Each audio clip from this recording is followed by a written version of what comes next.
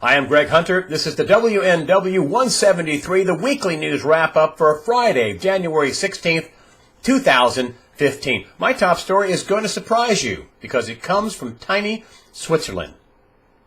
They took their cap off the Swiss franc, the cap, against the euro. They would print money and they would cap the value of the Swiss franc and make the euro and the Swiss franc, about the same. Until this surprise move, not any longer. This was such a surprise move, it caught the head of the IMF, Christine Lagarde, totally by surprise. She admitted on CNBC, the Swiss National Bank didn't tell me before they were going to do this. Why do you suppose they did this? Some jittery bankers? Swiss National Bank not wanting to take the heat from the IMF and the threats from the IMF not to do that. They just did it and shazam, it's done. Surprise! Swiss franc vaults 30% higher. Gold spikes by $30. Sold off a little bit, but spikes higher. Why did they do this every man for themselves move? Was it to protect them from the coming money printing of the ECB and protect them from inflation? Greg Mannarino, my friend from TradersChoice.net, former floor trader at Bear Stearns, says, my take is that they're going to announce next week, maybe the week after, that the ECB is going to engage in Federal Reserve style quantitative easing, money printing, lots of it. In order to maintain that cap, the European Central Bank is going to be printing all this money. To maintain that cap, the Swiss National Bank would have to be printing tons of Swiss francs. And that could be highly inflationary and highly destructive. It was for Germany back in the early 20s. So they just said, forget it, we're going to uncap it. You're on your own. And why would the European Central Bank want to print tons of money? Their banks are in trouble. The banks are in trouble in Germany, in France, in Italy, in Spain. There are big, big banks in huge trouble. We had Lawrence Kotlikoff on, a top economist in the Reagan administration, a renowned economist, saying that, America is broke and bank runs are going to start in Europe and they're going to come over here. Yes, I know he said that about, having, he wasn't against socialists and thought maybe it'd be a good time for a carbon tax. I don't believe in that. But listen, the big headline that somebody, the stature of Lawrence Kotlikoff saying that we're going to have bank runs that start in Europe and come over here and America is broke. He is not making any friends by saying things like that. Not with the powers that be. Greg Mannarino says, wait, it gets better. The euro has already been on a trajectory downward. Well, the dollar is going upward. Well, guess what's going to happen to the dollar? Flight to quality, I'm going to parentheses. Flight to quality, it's going to make the dollar vault higher, and that'll give the Federal Reserve a cover to say, ooh, wow, that dollar is really high. It's just too strong. We need to print some money to bring it down. And Mannarino predicts that this will be the QE4, and it's going to be the biggest money printing extravaganza in the history of the United States, in the history of the world. I had Peter Schiff on not long ago, and he says, boy, when they come up with QE4, the world's going to say, what, it didn't work? Sell, sell, sell. John Williams at shadowstats.com has been contending for a long time. He missed his prediction about the beginning of hyperinflation, but he's not going to miss the prediction. He's going to miss the timing a little bit, but he's not going to miss the prediction, I don't think. He says now it's at least 16 trillion liquid U.S. dollar assets held outside of the United States. And when people realize the U.S. is in trouble, the banks are in trouble, the economy is in trouble, that, it's a sell, sell, sell. They're going to make claims on those dollars. And why would the U.S. go into quantitative easing after all this quantitative easing, money printing, after all this talk about, oh, we're in a recovery, oh, look at the recovery, oh, things are getting better, things are turning around, look at all this. No, it's not. Here's an AP story. Look at the way they couch this. Consumer spending not in line with forecast. What? A bit of an understatement, isn't it? Consumer spending not in line with forecast? I would say the economy downright sucks, but, you can't say that. But here's my headline. And I would just simply say retail spending hit a wall. It cratered in the fourth quarter. It was actually down. And if you add in some real-world inflation, the inflation, when we talked about the cost of living, not the cost of survival, it was a disaster. I mean, do you think we have a good economy with Macy's closing stores? J.C. Penney's is closing 40 stores. Does that sound like a good economy to you? Sure, there's some bright spots. Oil's cheaper. Consumers are getting a break when they're filling up their car.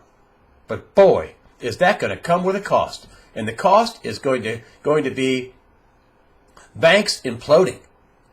I mean, all these loans in the oil sector, it's like, oh, oil's $100 a barrel. Sure, we'll back that derivative with oil. We'll back that bond with oil. Excuse me, I got a cold. What's going to happen now that when they made those loans in oil at $100 a barrel, and now it's what, in the 40s? What's going to happen to that debt, those bonds, the derivatives? They're going to implode. We already had a big miss with J.P. Morgan that caught up in another scam with Forex trading, had to pay fines. Citigroup's earnings are in trouble.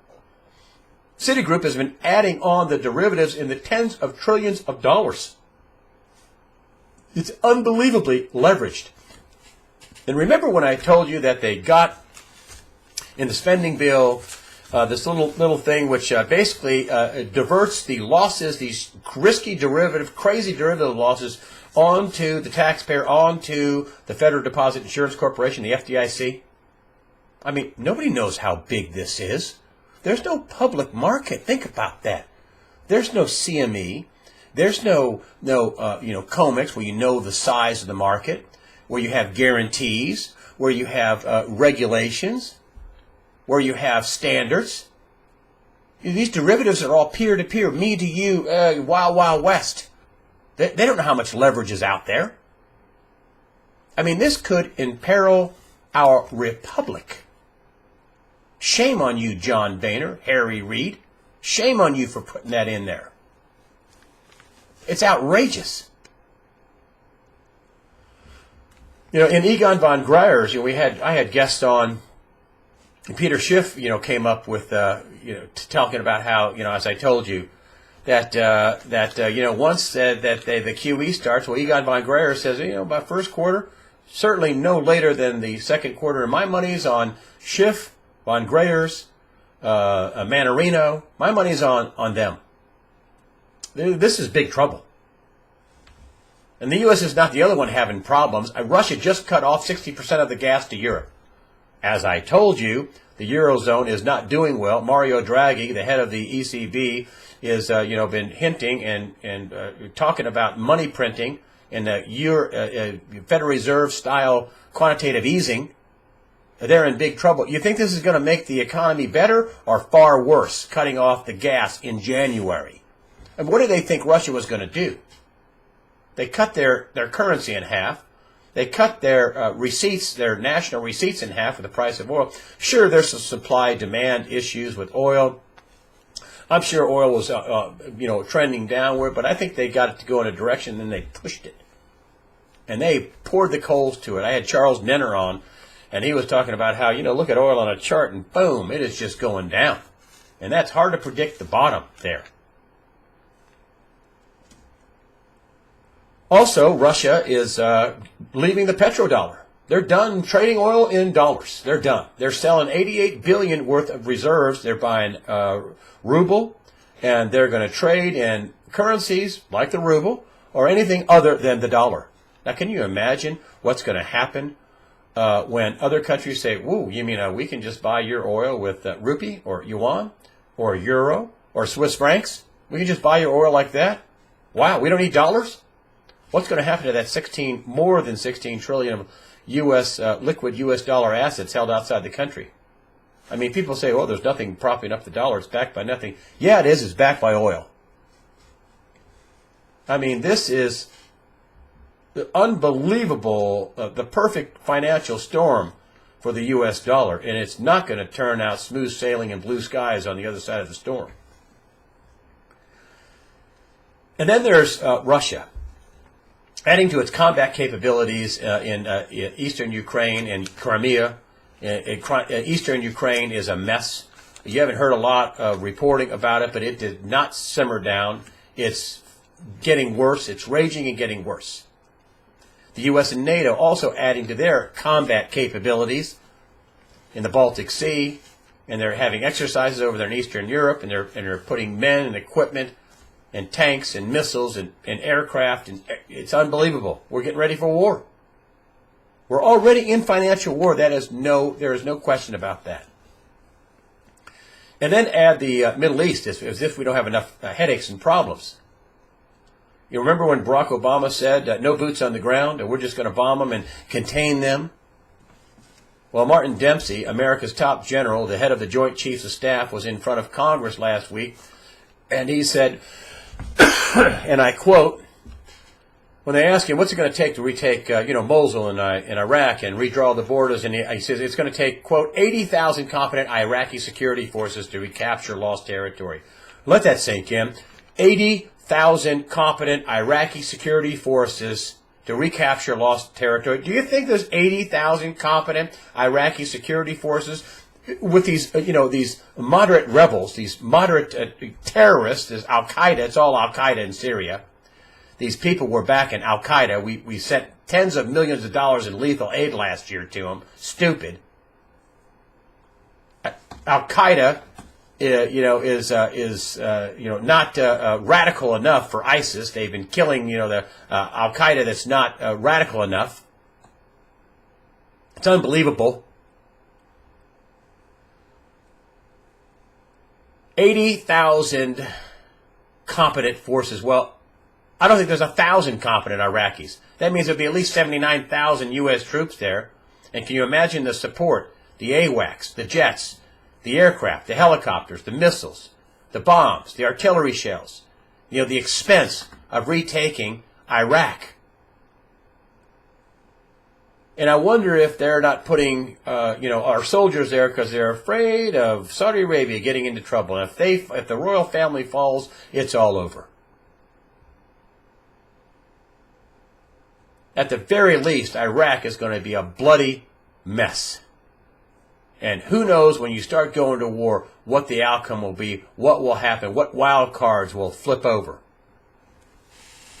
I'm telling you, folks, we're being set up financially and militarily for World War III. There, I said it. I don't see how you can get around it. Everything is inching towards getting worse. We're having worse financial problems. We're having worse military problems. Financial problems are building up. Military tensions are building up. We're headed for World War III. Finally, there's been a lot of anti-Islam protests in Europe. I mean, here's a headline from USA Today. Protests in Germany. Tens of thousands came out in multiple cities. I don't blame them. They have these, and they stupidly allowed this to happen with these no-go zones. Where hundreds of no-go zones in Germany and France and the UK, where the police don't go. They practice Sharia law over there. Radical, it's a birthplace, a hotbed of radical Islam. And let me underline radical Islam, not Islam, radical Islam. And, you don't have to have a high percentage with 1.6 or 7 billion Muslims in the world. You don't have to have a high percentage of that, of radicals, for that to be a real problem. If just 1%, it's 16 or 17 million possible terrorists.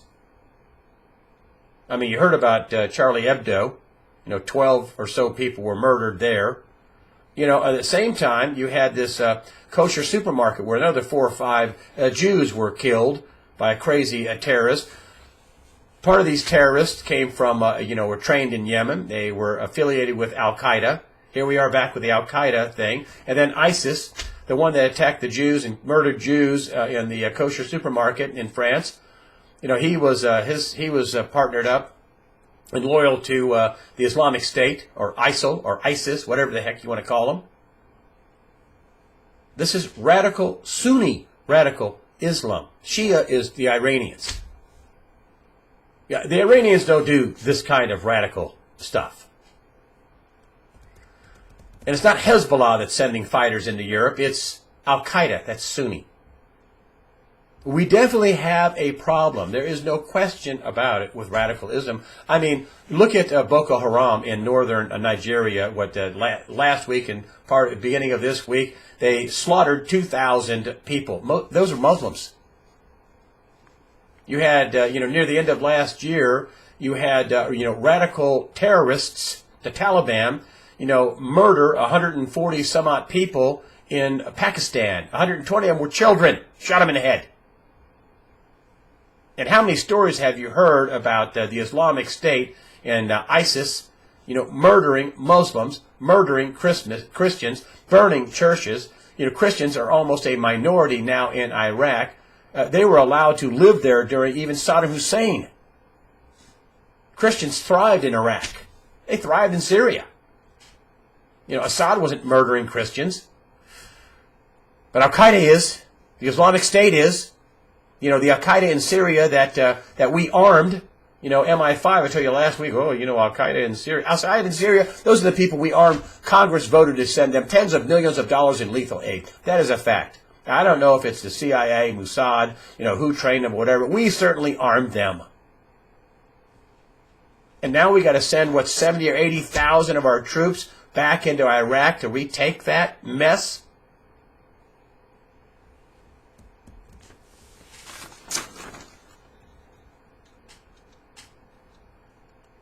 There's also a cleric named Amjem Chaudhry, and then this is a radical cleric, but he gets, major print space in newspapers like USA Today and on television. I saw him on Fox News with Hannity, and he came out and said the latest Charlie Hebdo cartoon with the Prophet Muhammad on the front and saying all is forgiven. He says, quote, "That's an act of war," end quote. Act of war. A cartoon. An act of war. Talk about radical. But let me tell you, not all Muslims are down with the violence, down with the killing. Did you hear about the Muslim kid from Mali who saved the lives of 6 Jews at that kosher market in France? Did you hear about that? No. When the terror attack started, he gathered together 6 Jews, took them downstairs, walked him into the freezer, turned the freezer off, told everybody to stay calm, keep quiet, close the door, and wait till the terror attack is over. They did. They survived. This young kid from Mali saved the lives of 6 Jews, including a baby. Where did I see this story? In the Israeli press. I have an old friend of mine from Iran. He's been in the country for 3 decades. He's an American citizen. And I sometimes consult him about, Muslim issues. And he says, Greg, every apple is round. But not everything round is an apple. Wise words. Thank you for supporting USA Watchdog with your comments and donations. That's the way I see it. I'm Greg Hunter. Fear not.